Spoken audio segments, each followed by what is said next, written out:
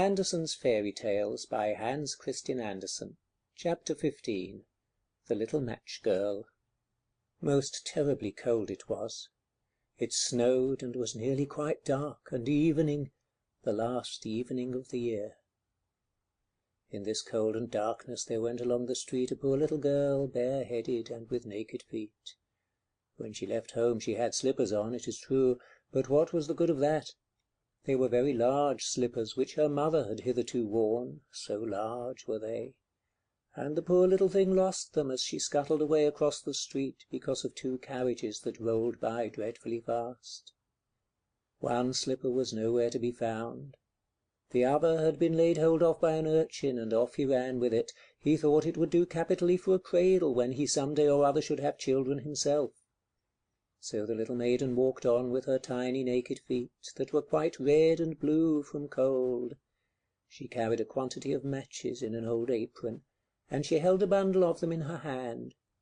Nobody had bought anything of her the whole livelong day. No one had given her a single farthing. She crept along, trembling with cold and hunger. A very picture of sorrow, the poor little thing. The flakes of snow covered her long fair hair, which fell in beautiful curls around her neck, but of that, of course, she never once now thought. From all the windows the candles were gleaming, and it smelt so deliciously of roast goose, for you know it was New Year's Eve. Yes, of that she thought. In a corner formed by two houses, of which one advanced more than the other, she seated herself down and cowered together. Her little feet she had drawn close up to her, but she grew colder and colder, and to go home she did not venture, for she had not sold any matches and could not bring a farthing of money. From her father she would certainly get blows, and at home it was cold too, for above her she had only the roof, through which the wind whistled, even though the largest cracks were stopped up with straw and rags. Her little hands were almost numbed with cold. Oh, a match might afford her a world of comfort, if she only dared take a single one out of the bundle, draw it against the wall, and warm her fingers by it. She drew one out. Whisht! How it blazed, how it burnt! It was a warm, bright flame, like a candle, as she held her hands over it. It was a wonderful light. It seemed really to the little maiden as though she was sitting before a large iron stove, with burnished brass feet and a brass ornament at top.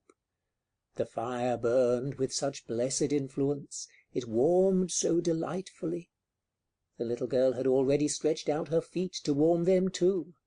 But the small flame went out, the stove vanished.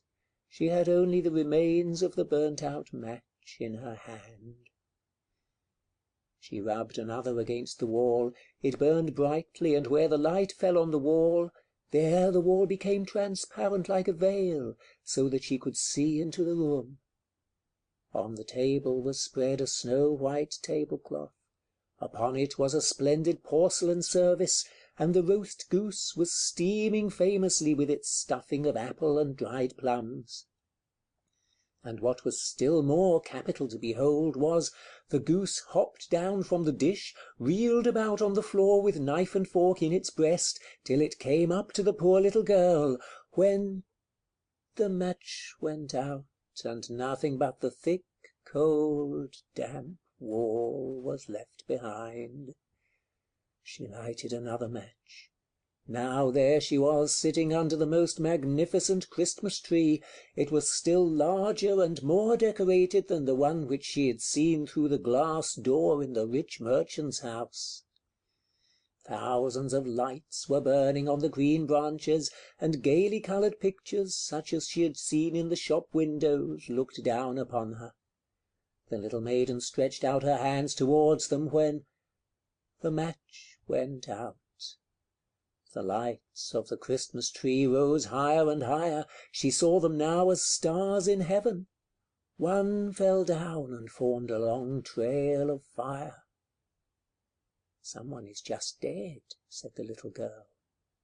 For her old grandmother, the only person who had loved her, and who was now no more, had told her that when a star falls, a soul ascends to God.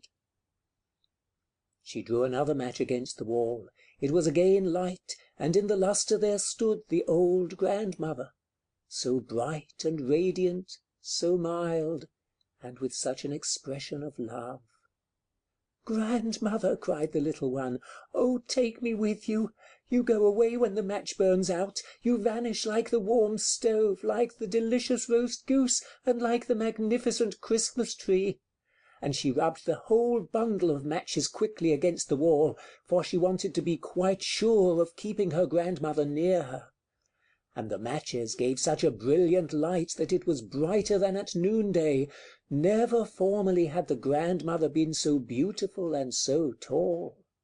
She took the little maiden on her arm, and both flew in brightness and in joy so high, so very high, and then above was neither cold, nor hunger, nor anxiety.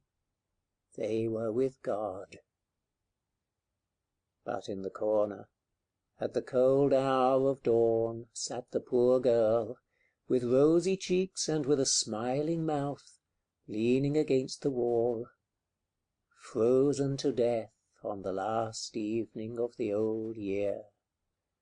Stiff and stark sat the child there with her matches, of which one bundle had been burnt. She wanted to warm herself, people said. No one had the slightest suspicion of what beautiful things she had seen.